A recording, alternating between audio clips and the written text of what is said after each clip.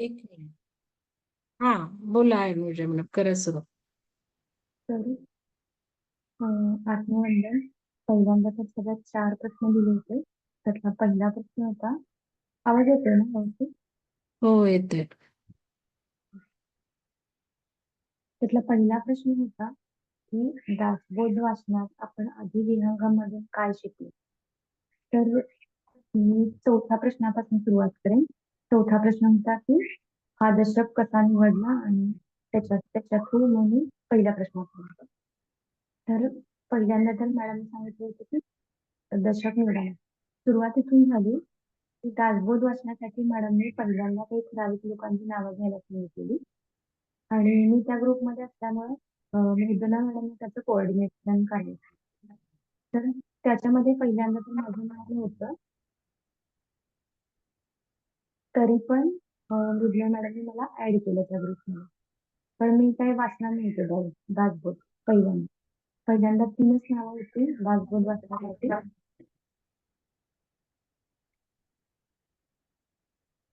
तर तिथून सुरुवात झाली.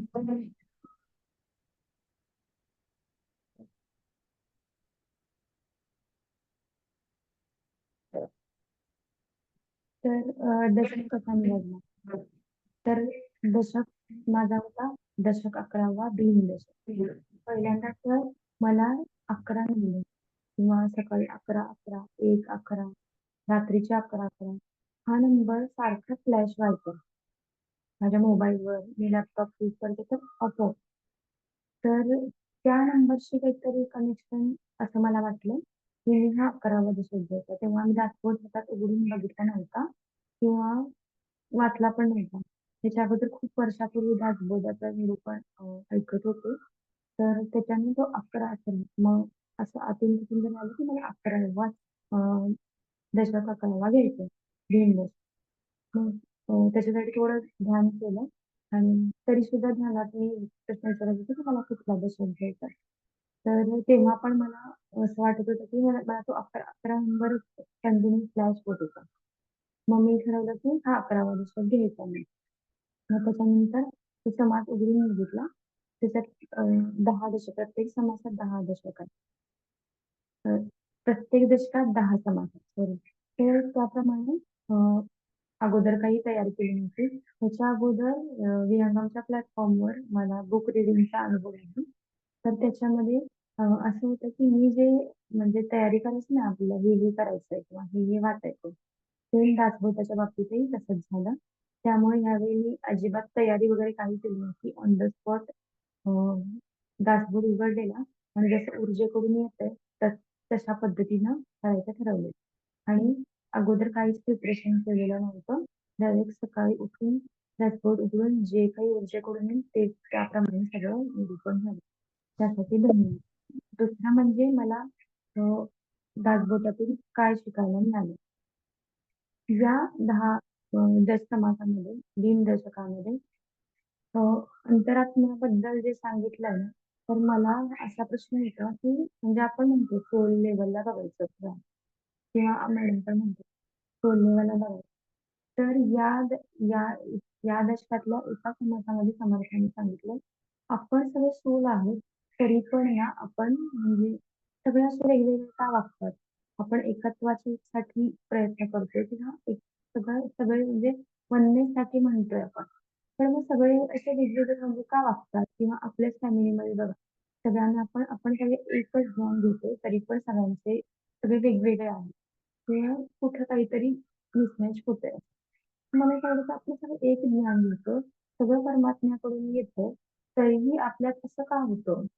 किंवा आपण का एवढं वननेसमध्ये जात नाही? जरी आपण म्हटलं एक सोल आहे किंवा एक परमात्मा आहे, तरी का होत नाही? तर या दशकामध्ये एक समास आहे. त्या समासात समर्थांनी सांगितलंय म्हणजे की म्हणजे अमृतात पाण्यात अमृत घातलं तर अमृत बनणार, विष घातलं तर विष बनणार. म्हणजे पाणी रे पाणी तेरा रंग कैसा जिसने मला उसके जैसा. तर हे एकदम प्रकर्षाने जाणवलं की त्या सोलचा काहीच रोल नाही. ज्या देहात तो सोल येतोय त्या देहबुद्धीप्रमाणे तो वागतोय. त्यामुळं आत्ता मी ते खूप शिकले, की मी म्हणजे असं सोल लेव्हलला बघायचा जरी प्रयत्न केला ना, तरी असं वाटायचं, अरे हे असं का होतंय? तर ते एक ठाम मला म्हणजे कळलं, की ती व्यक्ती म्हणून आपण बघतोय, देहबुद्धी म्हणजे किती जरी ठरवलं ना, की सोल लेव्हलला बघायचं, तर डॅशबोर्ड वाचण्यापासून मला असं जाणवतं किंवा म्हणजे मी तो एकच विचार माझ्याकडे आहे, की त्या सोलचा काहीच त्याच्यात पार्ट नाहीये. तर सोल म्हणजे करू न करता आहे. तर तो ज्या देहात आहे, तर त्या देहबुद्धीतले काही गुण त्याला घ्यायला लागतात. अष्टधा प्रकृतीमधलं त्यामुळे तो तसा वागतो. तर हा एक विचार मी म्हणजे रोज इम्प्लिमेंट करते किंवा समोरच्याकडे बघताना सोल लेव्हलला बघायचं जसं म्हणत होते. सोल लेव्हलला बघायचा प्रयत्न करताना मला जे प्रश्न होते, ते प्रश्न या डॅशबोर्ड वाचनातून माझे क्लिअर झाले.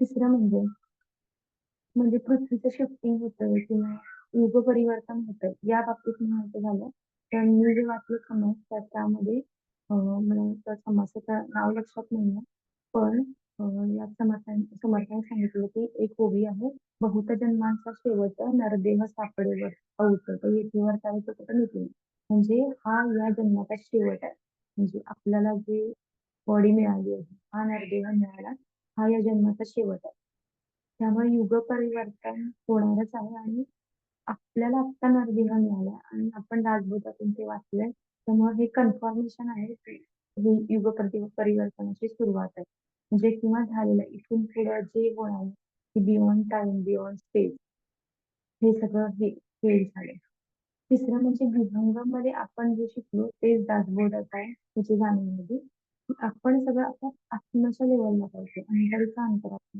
या समासांनी मी जे समास वाचले त्याच्यामध्ये बऱ्यापैकी प्रकृती प्रश्न म्हणजे अष्टधा प्रकृती पंचमहाभूत आणि अंतरीचा अंतरात्मा या तिघांवर जास्त फोकस होता त्यात तो पंचतत्व चिकित्सेबद्दल आपण म्हणतो किंवा मोस्टली आपण आपल्या विज्ञानच्या प्लॅटफॉर्ममध्ये जे नॅचरल वेकडे जातो जसं की आजारी पडल्यावर आपण ॲलोपॅथिक औषधे घेतो कारण आपला देह पंचमहाभूतांचा बनलाय त्याप्रमाणे मी जे समाज वाचतो तर पंचमहाभूतांचं वर्णन म्हणजे आकाशापासून वायू झाला वगैरे म्हणजे कुठून कशा कुठल्या पंचभूताची सुरुवात कुठून झाली तर तिथून ते माझ्या समाजात होतं तर पंचभूतांची उत्पत्ती किंवा त्याची स्थिती आणि त्याचा लय हे सगळं त्याच्यात म्हणजे शिकायला मिळालं जे की आपण ऑलरेडी विहंगामधून शिकलेलं आहे. दुसरं म्हणजे अंतरीचा अंतरात्मा ज्याला आपण सोल म्हणतो परमपिता परमतत्व जे काही म्हणतो त्याच्याबद्दल समर्थाने सांगितलं तर आणि आपल्या फॅमिलीमध्ये किंवा या सांगितलं जातं की आपल्याला आपण जे करतोय किंवा जे रेग्युलरचं काम करतोय ते आपण कंटिन्यू किंवा आपलं म्हणजे काय म्हणतात कर्तव्य सोडून आपण काय करतो म्हणजे आपली सकाळची टाइमिंग पण बघा की आपल्या संसाराच्या कुठल्याही गोष्टीत आड येत नाही कारण आपल्याला पहिल्यांदा तेच समर्थाने सांगितलं की प्रपंच करावा म्हणजे का मग यावेळी परमार्थ विवेका हे एक म्हणजे ते आपण ऑलरेडी इम्प्लिमेंट करतो जे की समर्थांनी राजबोधात सांगितलं तर आणि मला एक गोष्ट भावलेली म्हणजे मी जे वाचन केलं पहिली गोष्ट तर मॅडमनी सांगितलं होतं की हे दुसऱ्यांसाठी नसून मी नंतर जे रेकॉर्डिंग माझी स्वतःची ऐकली ना त्याच्यामध्ये म्हणजे मी स्वतः ते बोलत नाही आणि मी ज्यावेळी दासबोध घेत होते म्हणजे पण तेव्हाच होत होती की हे माझं काहीच नाही म्हणजे तुम्हाला म्हणजे कोकिळा गाते म्हणजे पण बोलायचा धनी वेगळा असेल तसं मी त्यावेळी जे बोलत होते ते माझ्या देहारूपात बोलत होतं पण जे काही येत होतं ते आतून येत होतं जसं की फॉर एक्झाम्पल जसं म्हणाल तसं कोकिळा गाते म्हणजे मी बोलते पण अशी जाणीव होते की मी तो अंतरेचा अंतरात्माच या क्षणी निघून गेला तर कोण बोलणार आहे तर या सगळ्या गोष्टी माझ्या डॅशबोर्ड वाचनातून आणि समाजातून पुन्हा जे की मी पूर्वी डॅशबोर्ड वाचलेला त्याच्यातून फ्लॅशबॅक मधून परत रिकॉल झाल्या सगळ्या गोष्टी पण त्यावेळी ज्यावेळी मी डॅशबोर्ड मेमरीचं ऐकत होते त्यावेळी इतक्या जाणवत नव्हते किंवा अवेअरनेस मध्ये नव्हते त्यामुळे आता जो मला अवेअरनेस थोडाफार जो काही आहे तो या डॅशबोर्ड वाचनातून तो परत रिकॉल करा की त्या काळी आपण जे काही करत होतो त्या काळी मी जे काही रूपण ऐकत होते ते सगळं ब्लाइंडली ऐकत होते म्हणजे आणि ज्यावेळी म्हणजे मी दासबोधाचं निरूपण ऐकत होते त्यावेळी पण असं होतं की त्या 3 तासात जे दासबोध ऐकत होते ना ती एक ऊर्जा आहे ती अनामिक ऊर्जा आणि म्हणजे म्हणजे तिथं असं होतं की तुम्ही तुमच्या मनात प्रश्न घेऊन गेलात ना, तर त्याची उत्तरं मिळायची तुला. तुमचा काही प्रश्न मग यू आर द क्रिएटर. म्हणजे आपणच विचार निर्माण करतो. आणि हा ऍक्च्युली जे झालं होतं की माझा दासबोध वाचण्याच्या आधीच्या आठवड्यात मॅडमचा हायर चक्रा कोर्स झाला. तर त्याचं त्याचं पण कनेक्शन माझा म्हणजे मला असं वाटतं माझा दासबोध वाचण्यात होतं की मॅडमनी जे चक्रा घेतले ना ते एवढे हाय लेवलचे होते ना म्हणजे सकाळच्या सेशन मध्ये मॅडम जे घ्यायच्या ते मी परत त्याचं रेकॉर्डिंग ऐकताना म्हणजे असं म्हणायचं थोडंसं डोक्यावरून जायचं असं झालं होतं. जेवढं डोक्यावरून जाण्यासारखं नव्हतं ते, पण तरी पण त्याचं परत रिपिटेशन करायची गरज होती. तर ते वेळेला मला रिअलाइज झालं की आपण जे शिकतो ना आणि हा माझ्या म्हणजे त्या समाजात हे पण समाजाने सांगितलं की श्रवण महत्वाचंच आहे. श्रवण, मनन आणि चिंतन या 3 गोष्टींवर भर द्यायचा, जे की आपण ऑलरेडी करतो. त्यामुळं जे काही चालू आहे ते ऊर्जेप्रमाणे चालू आहे आणि योग्य रीतीने चालू आहे. याची पूर्णपणे खात्री आहे आणि हा कंटिन्यू मार्ग म्हणजे कंटिन्यू पाथ म्हणजे I am on the right way हे फिक्स झालं डॅशबोर्ड वाचण्याचे. तर धन्यवाद मॅडम की मला बोलायची संधी दिली. मला विहंगम प्लॅटफॉर्म खूप खूप धन्यवाद.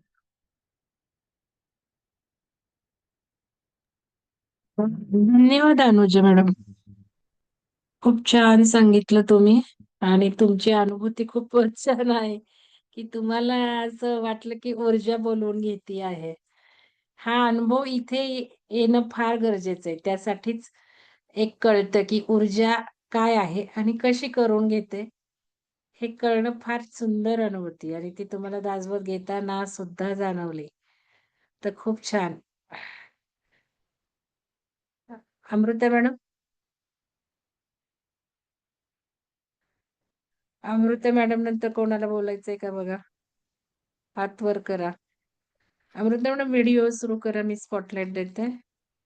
जरा बोला. बोलता का? हा म्हणजे हा केली. दिसाल. हँड रेज करू का? हा बोला मॅडम. सर्वांना शुभ सकाळ आणि धन्यवाद मॅडम. पुन्हा एकदा दासबोधावरती बोलण्याची संधी दिली. कारण दासबोधावर जितकं बोलता येईल म्हणण्यापेक्षा त्याच्याबद्दल ऐकून त्याला काय म्हणू प्रचिती म्हणजे दासबोधात प्रचिती हा शब्द खूप वापरला गेला ज्याला आपण अनुभूती म्हणतोय किंवा ऊर्जेचा अनुभव घेणं म्हणतोय. त्या प्रचिती घेणं म्हणजे दासबोधाबद्दल बोलतानाची प्रचिती ही वेगळ्याच लेवलची आणि त्याची पुन्हा एकदा संधी मिळाली त्याबद्दल धन्यवाद. आपल्या विहंगमचे मॅडमचे प्लॅटफॉर्मचे दासबोधाचे आणि त्या ऊर्जेचे आपल्या ग्रुप एनर्जीचे. तर 4 प्रश्न विचारले होते त्यातल्या चौथ्यापासून सुरुवात करेन की दासबोध निरूपण कार्यक्रम घेण्याचा तुम्हाला काय अनुभव मिळाला किंवा कुठला अध्याय तुमच्या पुढे आला आणि तो कसा आला का आला किंवा कसा तुम्ही घेतला आणि त्याचा फायदा काय झाला म्हणजे आता फायदा तर सगळ्या गोष्टींचा आहेच. बिना फायद्याचा माणूस काहीच करत नाही आपल्याला माहिती आहे. म्हणजे जेव्हा आपण मायेच्या लेवलला बघतो किंवा मॅट्रिक्स किंवा संसार भौतिक रूपात बघतो तेव्हा फायद्याशिवाय काही बघत नाही. म्हणजे आपली देहबुद्धीच आहे तिचा रोलच आहे तो. त्याच्यात चांगलं वाईट असं काही नाहीये. रोल आहे तो त्यामुळे आपण त्या दृष्टीने बघतो. तर कसा घेतला गेला? पहिल्यांदा हे सांगेन की बोलताना बऱ्याचदा डिस्कशनमध्ये कालही झालं आता डीएनएचा प्रोग्राम झाल्यावर की आपलेच ग्रंथ किंवा हे इतके अगाध ज्ञान देणारे आहेत. तर जेव्हा जेव्हा मॅडम सोबत डिस्कशन व्हायचं तेव्हा एक दोनदा मॅडम कडनं पण आलं की दासबोध आणि म्हटलं हा मॅडम म्हणजे लहानपणापासून वाचलंय आणि घ्यायला पाहिजे आपल्या प्लॅटफॉर्मवरती कारण आधीपासूनच उपनिषद वगैरे चालू होते आपल्या विहंगमच्या ह्याच्यावर. तर दासबोध घ्यायला पाहिजे कारण असं का वाटत होतं माहित नाही. 2-3दा डिस्कशन मध्ये झालं पिरामिडला गेल्यावर पण एकदा बोलणं झालं पिरामिडमध्ये असताना की होय घ्यायला पाहिजे. मग ते ज्यावेळी व्हायला पाहिजे त्यावेळी बरोबर ऊर्जा करून घेत असते आणि ठरला प्रोग्राम घ्यायचं म्हणून. आणि पुन्हा मग कसा घ्यायचा काय घ्यायचा त्याच्यावर डिस्कशन करूयात किंवा ग्रुप बनवला.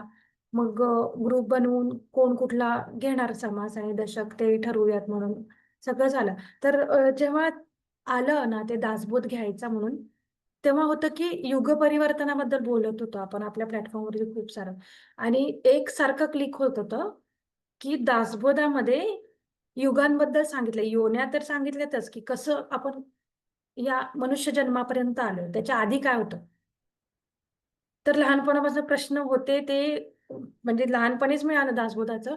पण तेव्हा जे आकलन म्हणा किंवा चेतनेची क्षमता म्हणतो ना लेव्हल तेवढी नव्हती, जेवढी आत्ता वाढली आहे थोडी. तर ते पुन्हा रिकॉल झालं आता अनुजा मॅडमनी पण सांगितलं तसं. कारण लहानपणापासून होतं, ऐकत होतो बरंच काय-काय. नुसतं दासबोधच नाही, बाकीचे पण ग्रंथ. पण नव्हतं तेवढी क्षमता आणि आकलन आणि कॉन्शियसनेसची लेव्हल तेवढी नव्हती.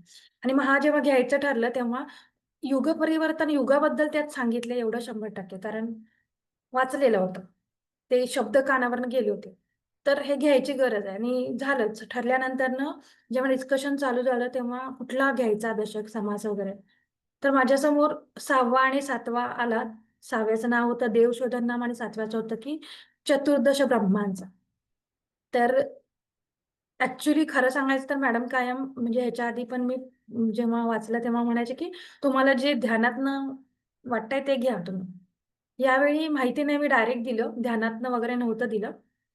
डायरेक्ट दिलं आणि दिल्यानंतरनं हाच आला होता आणि त्याच्यानंतरनं पुन्हा डिस्कशन झालं. मॅडम म्हटलं, की तुम्हाला प्रत्येकाला परत काही चेंज करायचं असेल, तर तुम्ही परत ध्यानातनं सोडवा तुमचं तुम्ही. आणि मला ध्यानातनं पण तेच आलं, की जो घेतलाय तो योग्य आहे.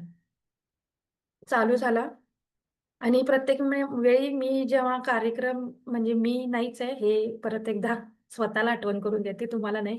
तर घेते ना, तेव्हा मला ते घेतल्यानंतरनं किंवा घेण्याआधी ते इंट्युशन्स किंवा आतून खूप स्ट्राँगली फील होत असते, की हे माझ्या सोलसाठी जास्ती कनेक्टेड आहे. त्यासाठी येतंय. आणि झाल्यानंतर त्याच्या आणि बऱ्याच अनुभूती कनेक्ट होत म्हणजे कनेक्ट द डॉट्स म्हणतो ना, तसे ते अजून स्ट्राँगली कनेक्ट होत जाते आणि ते तसं दासबोधाच्या बाबतीत पण झालं. दासबोधाचं जेव्हा शेवटच्या दिवशी मी दुपारचं सेशन घेतला, तेव्हा माझी जर्नी म्हणजे सविता धर्माधिकारी मॅडमनी म्हटलं होतं, की तुमची कशी जर्नी चालू झाली तेव्हा सांगा. त्या दिवशी पण कनेक्ट द डॉट सारखं बऱ्याच गोष्टी घडल्या आणि का दासबोध परत माझ्यापर्यंत आला किंवा अ, माझ्यामार्फत त्याचं झालं निरूपण म्हणा किंवा जे काय. ते पुन्हा शेवटच्या दिवशी कनेक्ट झालं आणि त्यातनं वेगळंच पुन्हा संभाषण किंवा डिस्कशन झालं त्या दिवशी. मनाच्या श्लोकबद्दल, लहान मुलांना घेण्याबद्दल किंवा कसं युग परिवर्तन त्यात पण डिस्कशन झालं, की आपण म्हणतो मुलांना हे करायला पाहिजे, ते करायला पाहिजे, तर सुरुवात आपल्यापासून म्हणजे उलटं रिव्हर्स इंजिनिअरिंग करायला पाहिजे. तर ते डॉट्स कनेक्ट होत गेले आणि तेव्हा पुन्हा पुन्हा रिअलाईज झालं, की का आलं हे आणि दासबोध का आला आणि काय हे पूर्ण दासबोधाबद्दल सगळं. पुन्हा मग मी दशक जो निवडला होता देवशोधन. तर ते अजूनही आतमध्ये आहे, की मूळ जे आहे ना, मूळ कुठे आहे तिथं अजून आपण पोहोचत नाहीये. दिसलंय, दाखवलंय, त्या ऊर्जेने आपल्याला हात धरून तिथपर्यंत नेलंय, पण तरीही आपल्याकडनं ते होत नाहीये. हे आतनं कुठेतरी जाणवत होतं सारखं आणि त्या देवशोधनमध्ये पण पुन्हा कुठं आपण देव शोधत होतो आत्तापर्यंत? मग त्याच्यात तर वाचले ओव्याच आहेत डायरेक्ट, की आपण आत्तापर्यंत डोंगर आणि कुठं-कुठं त्या देवाच्या मंदिरांना शोधायला गेलो आणि डोंगरात, कडेकपारात आणि चप्पलाचं, बिना चप्पलाचं आणि काय-काय, काय-काय भक्ती मार्ग वापरले आणि काय-काय केलं. देहबुद्धीला किती त्रास दिला आणि आपण मग त्या मंदिरापर्यंत, मूर्तीपर्यंत पोहोचलो आणि देव शोधला. तर तो देव ठीक आहे मूर्तीतला, पण आपल्याला कुठला देव शोधायचा हे त्या देवशोधन नाममधनं कळालं. आणि त्या देवशोधनमध्ये सगळ्या गोष्टी म्हणजे जसं आता अनुजा मॅडमच्या ह्याच्यात पण त्यांनी सांगितलं 11व्यामध्ये त्यांना पंचमहाभूतांचं होतं. तर दासबोधाच्या प्रत्येक दशकामध्ये जे काही 10 समास आहेत, तिथं प्रत्येका ठिकाणी कुठे ना कुठे त्या पंचमहाभूतांचा उल्लेख आहे. कुठे ना कुठे श्रवणाचा उल्लेख आहे. श्रवण, मनन, चिंतन आणि निजध्यास.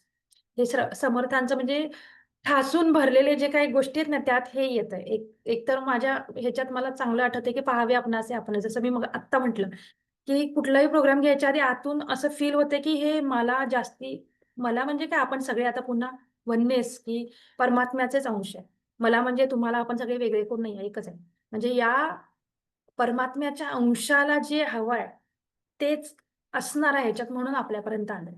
हे आतून स्ट्राँगली व्हायचं. तर त्यामुळं हे दासबोधाचं म्हणजे आलं, समास निवडला गेला. त्याच्यानंतर पुन्हा कन्फर्मेशनमध्ये पुन्हा तेच आलं. ते आल्यानंतरनं त्याचा फायदा म्हणजे जसं सांगितलं, की शेवटच्या दिवशी डिस्कशन झालं. त्यातनं आणि बराच फायदा झाला. म्हणजे ते कनेक्ट द डॉट्स होत गेलं. आणि त्याच्यानंतर तिसरा प्रश्न, की ह्यातनं महत्त्वाचा संदेश काय मिळाला? की अवेअरनेस आत्ता आपण डी-एन-एमध्ये तोच अवेअरनेस आणि त्या दासबोधाच्या वेळी पण पहावे आपणासे आपण हा जो अवेअरनेसचा शी रिलेटेड जे वाक्य होतं, ते सारखं येत होतं. म्हणजे मी बाकीचे पण ऐकले, माझं पण ऐकलं झालं तेव्हा 6वा-7वा दशक. ते पहावे आपणासे आपण, ते अवेअरनेस बद्दल ते खूप जास्ती कनेक्ट झाल्या घेण्यासारखं मला संदेश महत्वाचा तो. आणि देवशोधन नाम आलं तेव्हाच आत्मज्ञान म्हणजे ही भलेही पुस्तकं कितीही वाचलं तरी जे आतमधनं येणारं ज्ञान जे आहे ते प्रत्येकाच्या सोलला परफेक्टली म्हणतो ना आपण की मर्मावर घाव घालणं किंवा मर्म कळणं, तसं ते आत्मज्ञान बरोबर मर्म देणार आहे आपल्याला आपल्या आपल्या प्रत्येकाच्या सोल प्रमाणे. तर ते होत गेलं आणि ते झालं म्हणजे. आणि त्याच्यानंतर दुसरा प्रश्न असा होता की पृथ्वीवर जे बदल होत आहेत, जी इव्हेंट येणार आहे त्याबद्दल जे काय वाचले. तर मॅडमनी मला जेव्हा विचारलं की मॅडम तुम्ही कुठला समाज घेणार आहे, तर माझं एक होतं, मला माहित नव्हतं मला जे घ्यायचं आहे ते कुठल्या दशकात, आठवत नव्हतं मला कुठल्या दशकात आहे आणि कुठल्या समाजात आहे. मॅडमना मी फक्त एवढंच म्हटलं की मला ना दासबोधात एक आहे समाज ज्याच्यात युगांबद्दल सांगितलं, म्हणजे सत्ययुग, द्वापारयुग, त्रेतायुग, कलियुग. हे जे 4 युग आहेत ना त्यांचं त्यांनी क्वांटिटी म्हणजे नंबर, किती वर्षाचं सत्ययुग आहे, किती वर्षाचं द्वापार आणि त्रेता आणि कलियुग आहे, हे मेन्शन केलंय नंबरमध्ये, एक्झॅक्ट नंबरमध्ये. आणि काय काय होणार आहे कलियुग म्हणजे आता सत्ययुगात 100% सत्य माहित होता मला, मग त्रेतायुगात 75, द्वापार युगात 50% आणि कलियुगात 25%. आणि मग कलियुगाचं पण पुन्हा कसं त्याचे पार्ट आहेत. पहिल्या कलियुगाच्या पार्टमध्ये काय होणार आहे, शेवटच्या ह्याच्यात काय होणार आणि पुन्हा सत्ययुग म्हणजे ती सायकल. म्हणजे त्याचं पुन्हा कनेक्शन. आता जसं मॅडमनी 20वा दशक वाचायला घेतला त्याच्यात त्यांनी सांगितलं की म्हणजे सायकल म्हणा किंवा त्याचे पुढचे जे काही आहे ना कनेक्शन, ते कनेक्ट त्याला लगेच होऊन ते त्या दशकात म्हणजे आहे तो दशक मला घ्यायचा आहे. आणि मग हे नंतर ना देवशोधन आला आणि चतुर्दश ब्रह्माचा आला आणि त्याच्यात तेच होतं जे आधी नुसतं डिस्कशन मध्ये म्हटलं होतं की मला हे घ्यायचं आणि नेमका तो. कारण मी शोधलं होतं म्हणजे असं वरवरचं चाललं होतं किंवा आम्ही मीटिंग घेतली होती त्याच्यात पण बोलणं किंवा डिस्कस केलं होतं की असं घ्यायचं किंवा काय. पण आम्ही 4-5 जण बसून पण शोधत होतो किंवा काय, तेव्हा नव्हतं सापडलं. पण जेव्हा दशक घ्यायला चालू केलं तेव्हा ते आलं बरोबर. तर ते ऊर्जेचं काम म्हणजे आता ह्याच्यात आपलं काहीच नाहीये. तर हे एक कनेक्शन म्हणजे पृथ्वीवरचे बदल होत असताना मग त्याला पंचमहाभूत त्याच्यात मेन्शन केलं होतं जो दशक आला होता त्याच्यात, की जिथे जिथे पंचमहाभूत आहेत ना तिथं अनित्य, जे विपश्यनेत पण सांगितलं जाते अनित्य. तर जिथे जिथे पंचमहाभूत आहेत ते अनित्य आहे. आपल्याला कुठं त्याचे नित्य जे आहे म्हणजे पुन्हा त्याच्यात सार शोधन एक समास होता. सार शोधायचा. मग आत्ता जसं सांगितलं परत यांनी 11व्या दशकातलं की अ, जो कोणी मूळचा आहे म्हणजे पुरुष, आता 20व्या दशकात पण प्रकृती आणि पुरुषाचा उल्लेख केला जातो. मग प्रकृती म्हणजे कोण आहे की देहबुद्धी आणि पुरुष म्हणजे कोण आहे, तो आपल्या आतमधला अंतरात्मा शिव. तर त्या प्रकृतीशिवाय शिवाचं काम नाहीये आणि शिव करतोय शिवच, पण त्याचं क्रेडिट सगळं प्रकृतीला मिळते. जे आपल्याला माहिती आहे की करणारा, गायडन्स देणारा आतमधला आहे तो अंतरात्मा आणि क्रेडिट मात्र या देहबुद्धीला मिळते जी की नावानं आहे. जसं की अमृता नावानं आहे, पण आत्मज्ञान ज्ञान येणार आहे ते त्या शिवाचा परमात्म्याचं आहे.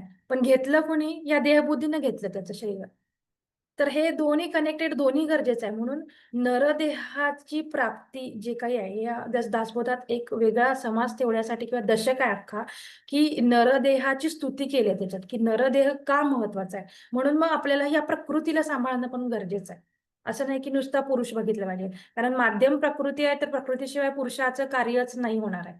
मग भलेही पुरुष कितीही जरी घेतलं तर त्याचं जसं क्रेडिट प्रकृतीला मिळतंय तसं प्रकृतीशिवाय पुरुषाचं कार्य नाही म्हणून ही देहबुद्धी. आणि त्यातही नरदेहाची स्तुती खूप जास्त केली आहे. कारण नरदेहाची जी काही क्षमता आहे, जसं शेवटची योनी नरदेहाची आहे त्याच्यानंतर ना परमात्म्याला मिळणार आपण, विलीन होणार त्याच्यात. हा शेवट जो आहे तो नरदेहाचा. म्हणजे आपण म्हणतो ना की सुरुवात करताना म्हणजे पहिलीत असताना आणि पीएचडीला असताना फरक आहे ना. पहिलीत आपण शिकायला सुरुवात करतो तेव्हा असलेली आपली बुद्धी आणि पीएचडीला गेल्यावर असलेली बुद्धी किंवा पीएचडी झाल्यावर असलेली बुद्धी फरक आहे. तसं आपण योन्यांमध्ये जन्म घेतानाची पहिली योनी आणि शेवटची योनी म्हणजे पीएचडी, शेवटची योनी म्हणजे आपली नरदेहाची ह्युमन बॉडी. तर तेव्हाची बुद्धी, तर एंड योनीचा त्या नरदेहामध्ये आहे. तर ऑब्व्हियसली तेव्हाची क्षमता, अवेअरनेस आणि कॉन्शियसनेस, देवत्व किंवा देव जो काही आहे परमात्म्याला पोचणार, तेव्हा परमात्म्याच्या लेवलला जायचं. तर त्याच्या आधीची, जस्ट आधीची स्टेज म्हणजे ही नरदेहाची. मग त्याच्यातही पुन्हा आपण 250-300 जन्म म्हणतोय. मग कुठं हे ध्यान किंवा हा मार्ग मिळतोय, आणि मग याच्यात प्रगती करत करत त्या परमात्म्याच्या लेवलला मग हे शेवट. ह्या स्टेप्स आहेत त्या कळत गेल्या. म्हणजे जेव्हा लहानपणी पण दासबोध हातात आला तेव्हा त्या स्टेप वाईजच झालं, की भक्ती मार्ग, ज्ञान मार्ग, मग हे साधना किंवा ध्यान धारणा. जसं पतंजलीच्या योगसूत्रामध्ये पण त्यांच्या स्टेप्स आहेत, शेवटची स्टेप. आणि आत्ताचं युग परिवर्तन, हे खूप कनेक्शन स्ट्रॉंगली जाणवलं. मग या 20व्या दशकात जे आलं, पुन्हा जो 7वा घेतला चतुर्दश ब्रह्माचा, त्याच्यात श्रवण निरूपण सारखं, म्हणजे 2 समाज त्या श्रवण निरूपणवर होते. म्हणजे जेव्हा आपण ऐकतो तेव्हा मनन, चिंतन, लेखन, मग निजध्यास. जेव्हा ह्या तिन्ही पहिल्या जे काही श्रवण, मनन, चिंतन, लेखन झाल्यानंतर निजध्यास आहे, की आपली साधना, म्हणजे मग करावं लागत नाही, करवून घेतलं जातं जे म्हणतो. किंवा कबीरांची एक लाईन आली होती त्या दासबोध घेताना, मी 2 दशक घेतले तेव्हा, मला वाटतं चतुर्दश ब्रह्माच्या ह्याच्यातच आली होती, की राम जपायला लागतोय आपण. आपण म्हणतो की मी राम जपतोय जपतोय, पण एक अशी म्हणजे कबीरांचे ते वाक्य तसं आलंय त्याच्यात, म्हणजे समर्थांनी मेन्शन केले कबीरांचं वाक्य त्याच्यामध्ये, की आपण म्हणतोय आपण राम राम जपतोय, पण तो रामच आपल्याला जपतोय, आपण नाही रामाला जपत आहे. जसं की आपण म्हणतोय की आपण करतोय, पण करवून घेणार तो आहे. म्हणजे इंटेन्शन त्यानं ठेवलं होतं, त्याला अनुभव घ्यायचा होता म्हणून आपला जन्म झाला. आपल्याला हे करायचंय म्हणून नाही, देवापर्यंत पोहोचायचंय म्हणून नाही, त्याला आपली आई, आपण ज्या लेवलला आता त्याची अनुभूती घ्यायची होती. तसंच म्हणजे समर्थांनी त्याच्यात त्या कबीरांचं लिहिलंय, ती ओवी किंवा ओळखी, की राम राम आपण जपतोय, पण राम आपल्याला जपतोय, आपण रामाला नाही जपत आहे. तर ते एक खूप म्हणजे कनेक्ट झालं.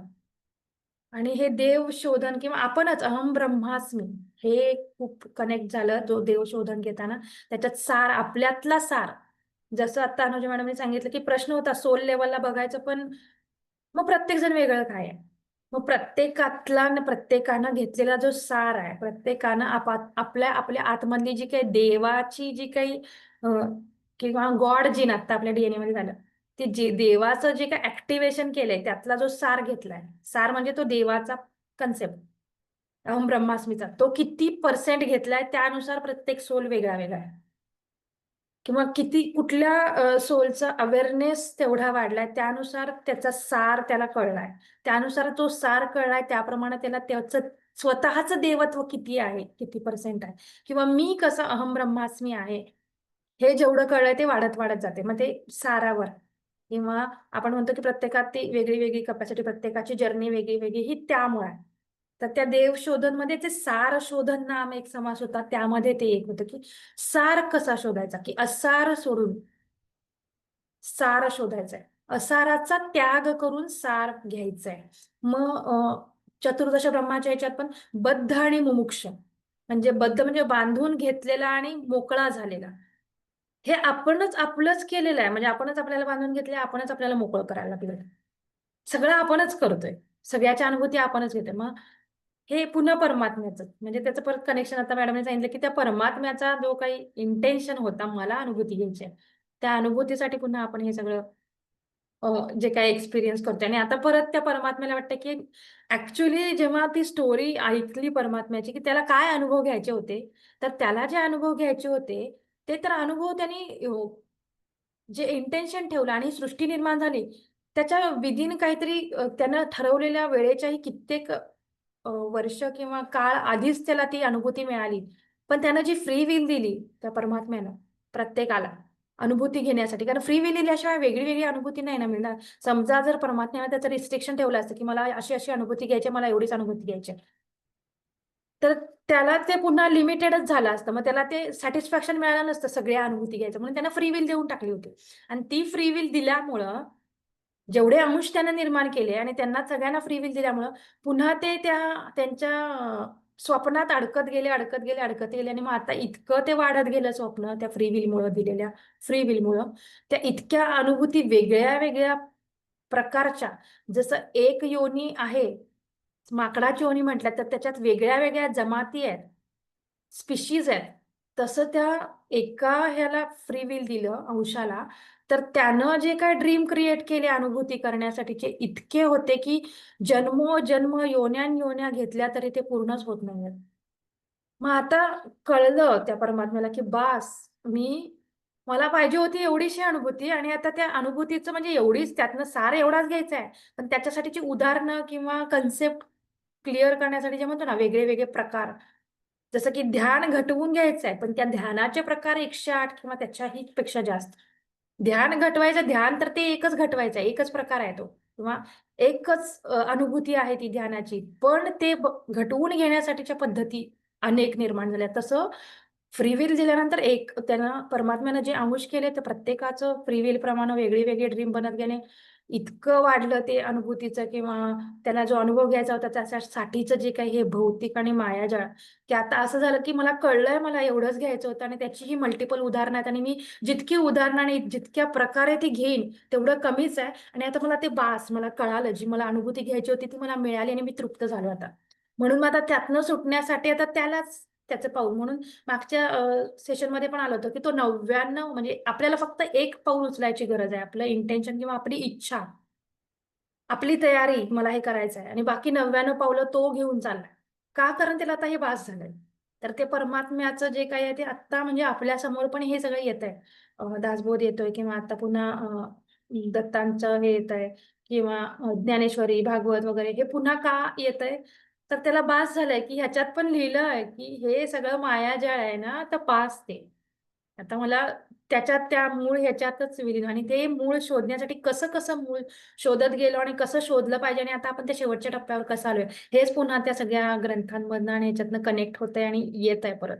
तर हे सगळं म्हणजे एक ग्रंथ जरी वाचलं तर त्याचं कनेक्शन सगळ्या सगळ्या ग्रंथांबरोबर लागतंय आणि आतापर्यंत आपल्या प्लॅटफॉर्मवर पण जेवढे ग्रंथ आणि जे काही झालंय वेद आणि वेदांत आणि आध्यात्मिक ग्रंथ, पुस्तकं, त्याचं कनेक्शन पुन्हा एकच लागतं की ह्यातनंही तेच कळतंय, त्यातनंही तेच कळतंय. तर ते परमात्म्याचाच खेळ म्हणू की हे पण घेऊन बघ, तुला वाटतंय ना की अजून झालं नाहीये, बघ इथंही तेच सांगितले, तिथंही तेच सांगितलं.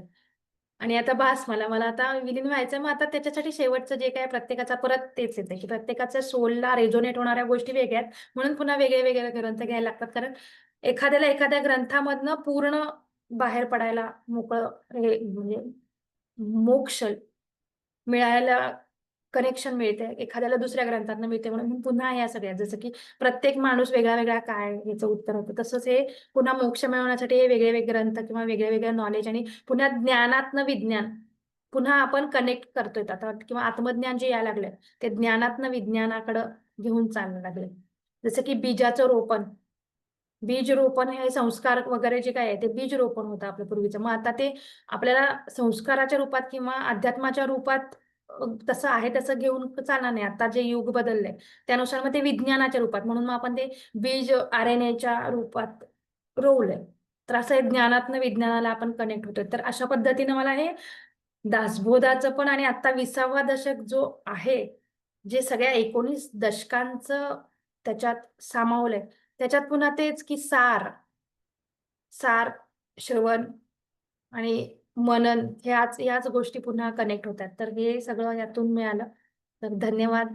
तेवढं रेझोनेट होत होतं किंवा जसं मॅडमने सांगितलं न बघता जे होतंय ते आतनं किंवा त्या ऊर्जेमार्फत जे पोहोचवायचं असतं तेवढं होत असतं. तर ते झालं आणि ते देण्याची संधी मिळाली. आकलन करून घेण्याची संधी मिळाली. त्यासाठी खूप खूप धन्यवाद मॅडम. धन्यवाद सर्वांचे, आपल्या पूर्वी एनर्जीचे, विहंगमचे. धन्यवाद मॅडम, अमृता मॅडम. अजून कोणाला व्यक्त करायचंय का? हात वर करा. बघा उद्या आणि परवाचाच दिवस आहे बरं का आपल्याजवळ. त्यामुळं मग आता ज्यांना बोलायचंय त्यांनी पटकन आज संधी घ्या. उद्या आणि परवा. बोलायचंय का कोणाला? कोणी कोणी नावं दिलीत? अमृता मॅडम, क्षमा मॅडम, नंबर नाही घातला तुम्ही. अमृता मॅडम, नावं कोणी दिलीत सांगाल का जरा मला? आपण हो चॉईस हो विचारलं होतं कोण? हा हो हा हो सांगते. अनुजा मॅडम, मी, सुजाता मॅडम, शकुंतला मॅडम, सविता हो हो, धर्माधिकारी, सविता मॅडम थांबायचे. हा, सविता धर्मा शकुंतला मॅडम, अजून कोण? Sujata madam, Shakuntala Kumbhar madam, Savita Dharmadhikari madam, Mridula Deshpande madam आणि अर्चना सोनसाळे मॅडम. बर, अर्चना मॅडम, मृदुला मॅडम बोलताय का? ताई मी नाही तर जरा उद्या बोल. प्रवासात आहे. मी उद्या ठीक आहे, उद्या बोलते. बोला, उद्या बोला. हा हा. तर आता सगळ्यांनी क्विट व्हावं, फक्त कोऑर्डिनेटर्सचा जो ग्रुप आहे कोऑर्डिनेटर्सचा, त्यांनी फक्त थांबावे. बरं झालं आठवण करून दिली. तर कोऑर्डिनेटर्सनी थांबा. Savita madam, Sulakshana madam, Shraddha Kadam, Archana Sonsale madam, Amruta madam, coordinators. Anuja madam तुम्ही पण थांबा जरा, आम्हाला जरा काही करायचंय कॉम्प्युटरचं आपलं हे सेटिंग. तुम्हाला जर कळत असेल तर सांगा आम्हाला. चला क्विट व्हा बाकीच्यांनी. Shraddha madam, Archana madam, Smita madam, Smita Laplikar madam, बाकीच्यांनी क्विट होणे. नलिनी मॅडम, सुजाता मॅडम थांबा. कोण कोण अवेकन मॅडम आहेत? रेकॉर्डिंग स्टॉप करावं लागेल. हा, रेकॉर्डिंग स्टॉप करत